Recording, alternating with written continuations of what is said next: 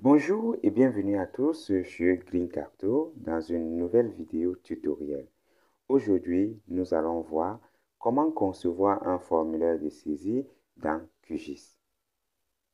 Let's go!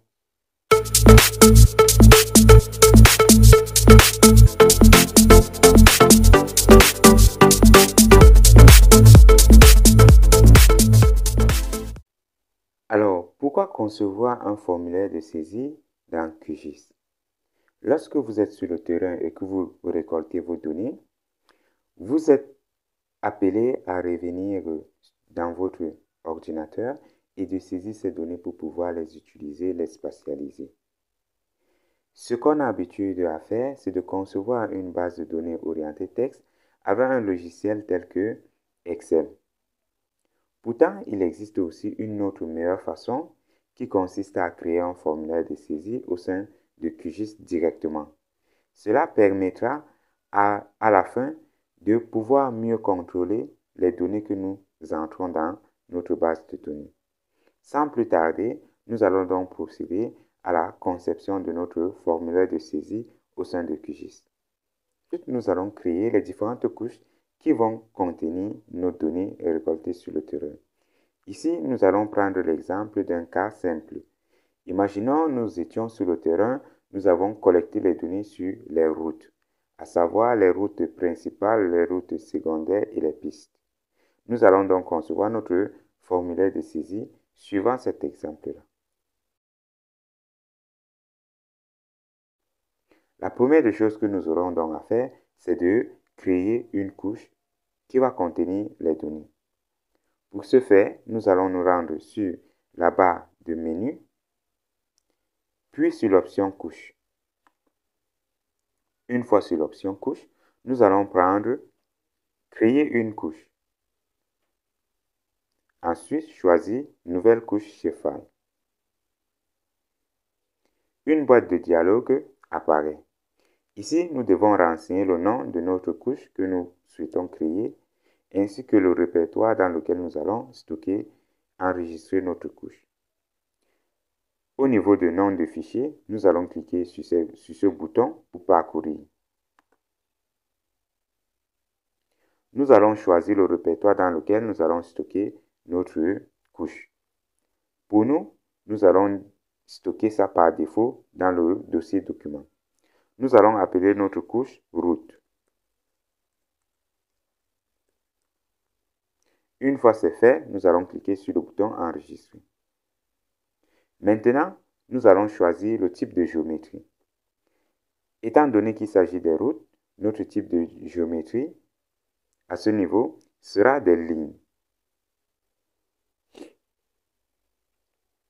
Maintenant que nous avons choisi le type de géométrie, nous allons concevoir notre base de données. Nous allons ajouter les champs à notre base de données. La première chose qui va nous intéresser ici sera par exemple le nom de la route.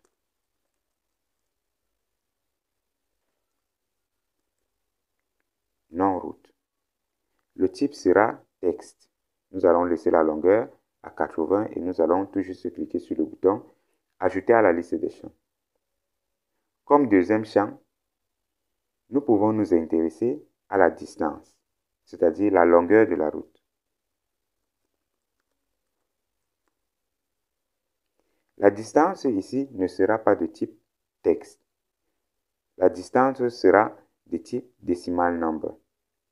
Parce qu'on peut avoir des distances, des chiffres avec virgule, par exemple 150 mètres, ou soit 1 km, 25, etc. La longueur, nous allons laisser par défaut à 20 et nous allons ajouter. Ensuite, nous pouvons nous intéresser aux typologies, c'est-à-dire le type de route.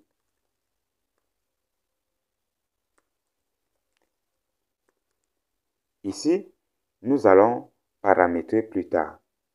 Au niveau des typologies, il pourrait s'agir des routes principales, des routes secondaires et des pistes. Nous allons voir comment paramétrer cela lorsque nous allons concevoir notre formulaire. Cliquez sur le bouton Ajouter. Voilà, nous allons nous en tenir aux trois champs, c'est-à-dire le nom de la route, la distance et le type.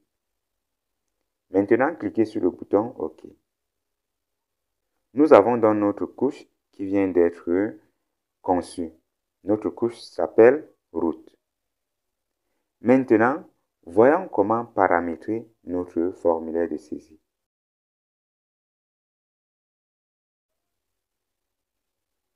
Mais avant cela, nous pouvons faire un test simple. Imaginons que nous voulons ajouter un point. Donc, nous nous mettons en mode édition. Ensuite, nous allons essayer de tracer une ligne, comme si c'était une route. Nous allons tracer une ligne comme ceci. Imaginons que nous avons cette route. Par défaut, étant donné que nous avons déjà ajouté des champs et que nous n'avons pas encore paramétré un formulaire, QGIS va nous donner une boîte de dialogue où nous aurons l'ensemble de nos champs entrés. Remarquez ici, nous avons un nouveau champ ID qui s'est ajouté. Cela se fait de façon automatique. En créant un formulaire, nous pouvons le supprimer ou mieux le cacher et faire en sorte qu'elle ne s'affiche pas dans notre formulaire. Remarquez aussi qu'au niveau du type de route, nous serons aussi obligés chaque fois d'entrer à ce niveau les valeurs, chose qui peut créer des problèmes lorsqu'il faudra analyser. Voyons maintenant comment créer un formulaire.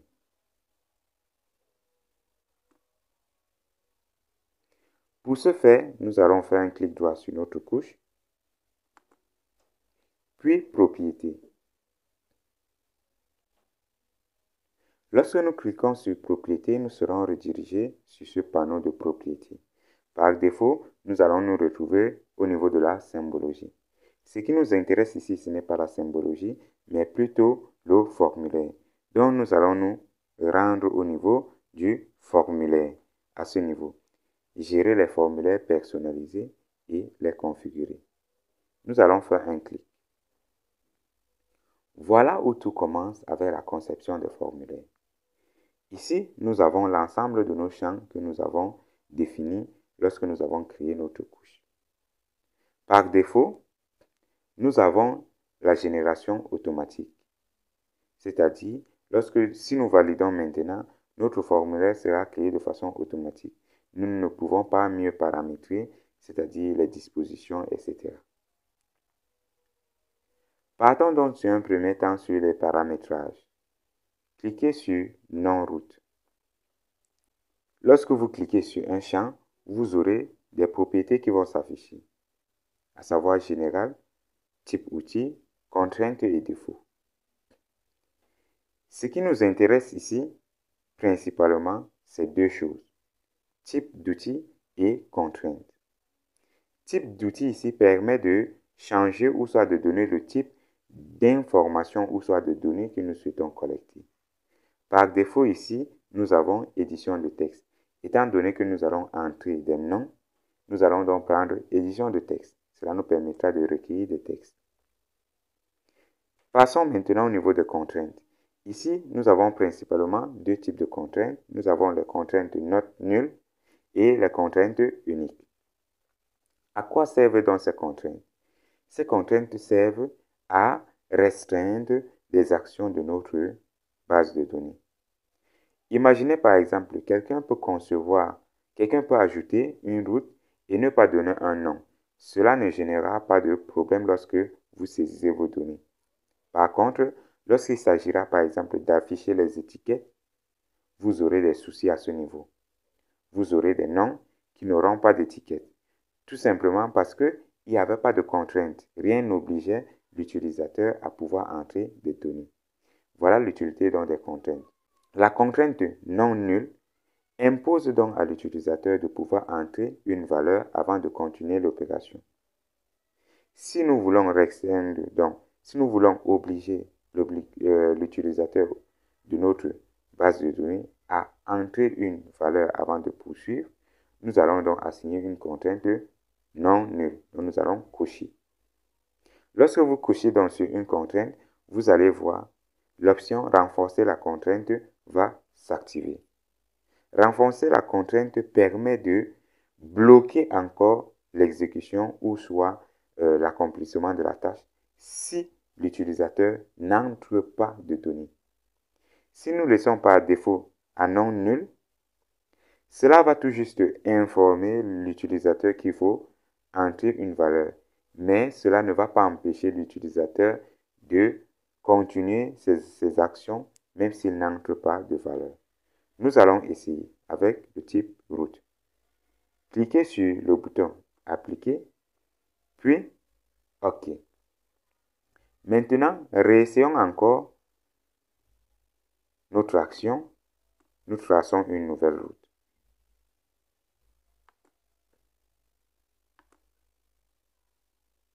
Voyez-vous, au niveau de non-route, nous avons une coloration orange et une croix qui nous indique que ici nous devons entrer quelque chose.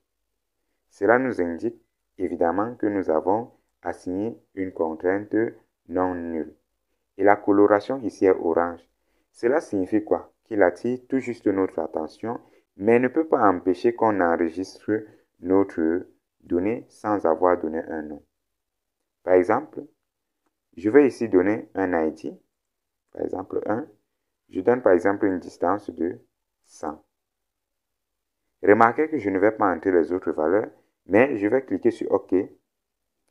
Tout va bien se passer. Pourtant, nous avons des champs vides. Nous avons le champ type qui n'a pas été rempli et le champ nom de la route. Si on essaye d'afficher les étiquettes, on va se rendre compte que nous n'aurons rien. L'étiquette ne va pas sortir parce que nous n'avons pas donné un nom. Repartons encore sur notre couche en faisant un clic droit, puis propriété.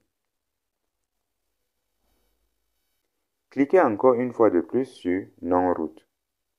Maintenant, au niveau de notre contrainte, cochons renforcer la contrainte non nulle, puis appliquer et enfin OK. Traçons encore une autre route.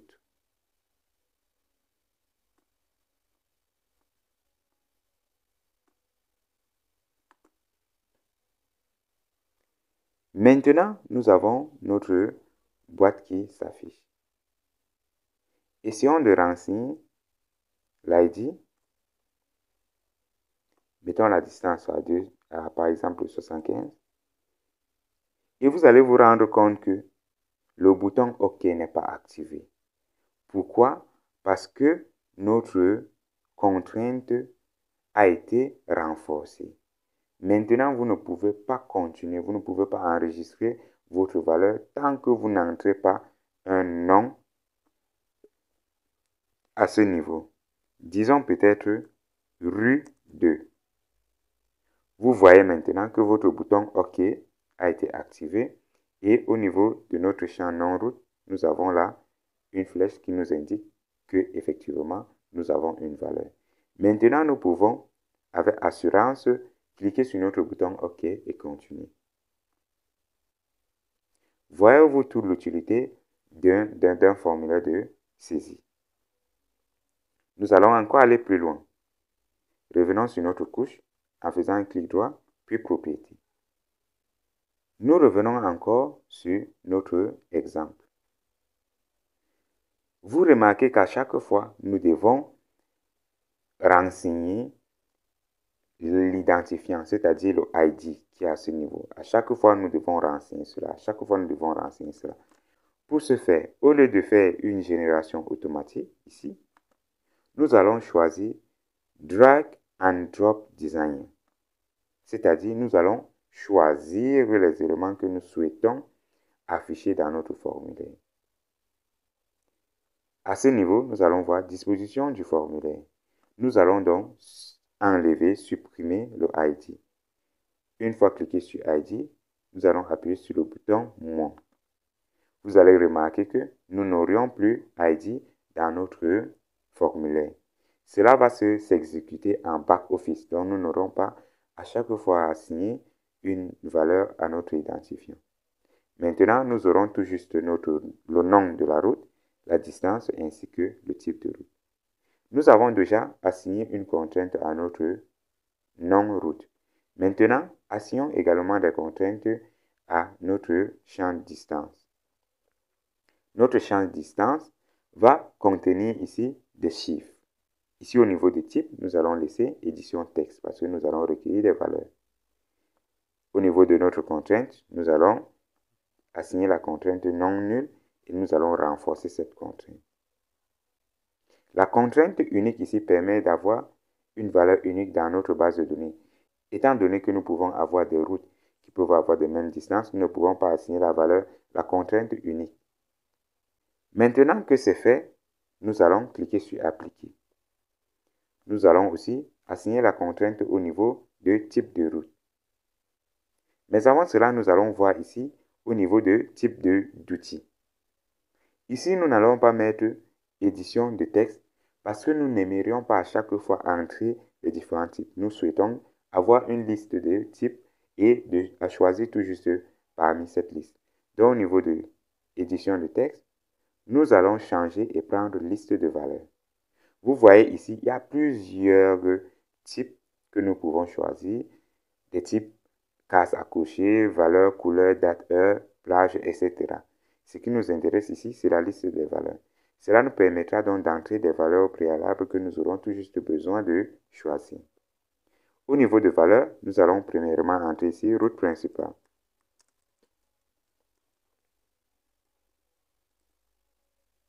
Nous remettons encore la même valeur au niveau de notre description.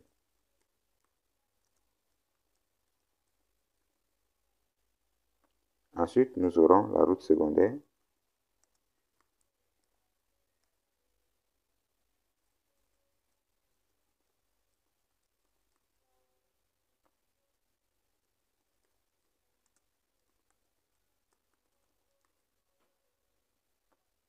Enfin, nous aurons les pistes.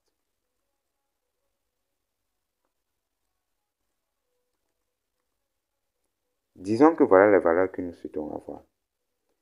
Remarquez ici que nous entrons ces valeurs de façon manuelle parce que nous n'avons que 3 valeurs. Si vous avez une longue liste de valeurs, vous pouvez tout juste concevoir ça dans Excel, exporter sous format CSV, puis venir charger cela avec ce bouton charger des données depuis un fichier CSV. Mais vous devez respecter cette nomenclature, c'est-à-dire colonne et description lorsque vous allez concevoir cela dans Excel. Ceci n'est pas l'objet de cette vidéo, donc nous allons nous en passer. Maintenant que nous avons déjà ajouté nos valeurs, nous allons maintenant assigner la contrainte not nulle, c'est-à-dire nous voulons avoir une valeur et nous allons renforcer. Maintenant, nous appliquons, nous cliquons sur OK et nous revenons ici sur notre projet et nous allons tracer encore une autre route. Nous traçons encore une autre route.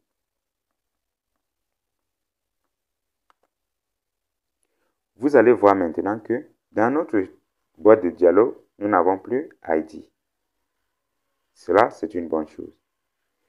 Maintenant, nous avons des contraintes sur l'ensemble de nos informations, ce qui signifie que notre base de données est soutenue. Nous allons recueillir de bonnes données. Disons que ici, nous mettons rue 3 comme nom. La distance, nous mettons 250.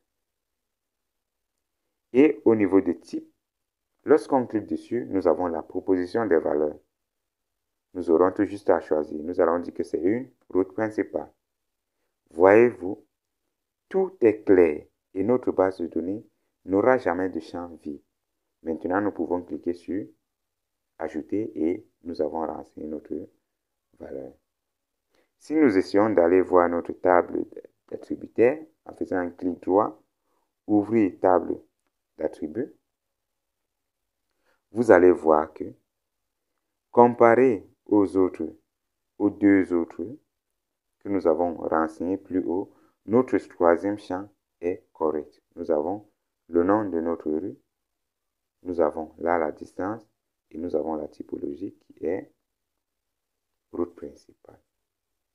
Voyez-vous, avec un formulaire de saisie dans QGIS, nous pouvons mieux recueillir des données fiables et avoir une base de données bien soutenue et sécurisée. ce qui nous évitera des erreurs lorsqu'il s'agira de faire des analyses ou soit des requêtes. Pour finir, revenons toujours sur notre couche en faisant un clic droit, puis propriété. Et nous allons essayer de mieux styliser encore notre formulaire de saisie. Nous allons essayer de catégoriser l'ensemble des champs que nous avons. Par exemple, nous allons créer un conteneur qui va s'appeler identifiant. Nous donnons le nom du conteneur, puis nous cliquons sur OK. Ensuite, nous aurons un autre conteneur qui va s'appeler typologie. Nous cliquons sur OK. Maintenant, comment donc styliser cela? Au niveau de notre identifiant, nous souhaitons avoir le champ route et le champ distance. Donc, nous allons sélectionner les deux, cliquer, glisser et déposer dans identifiant. Maintenant, au niveau de notre typologie, nous aurons toujours ce type de route. On clique, on glisse, on dépose dans typologie. Oups, on clique, on dépose dans typologie comme ceci. Vous allez voir l'importance de pouvoir catégoriser et styliser notre formulaire. Cliquez sur Appliquer et OK. Maintenant, traçons encore une autre route.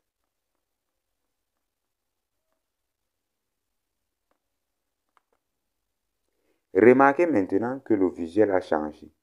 Nous avons ici deux onglets, identifiant et typologie, que nous pouvons naviguer entre les deux. Voilà donc l'importance de créer des conteneurs pour votre formulaire. Cela permet de structurer l'ensemble de vos saisies.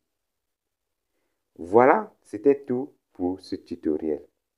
La vidéo a été un peu longue, mais était nécessaire de mieux expliquer comme cela pour pouvoir mieux comprendre. Retrouvons-nous dans une autre prochaine vidéo sur votre chaîne Green Cactus.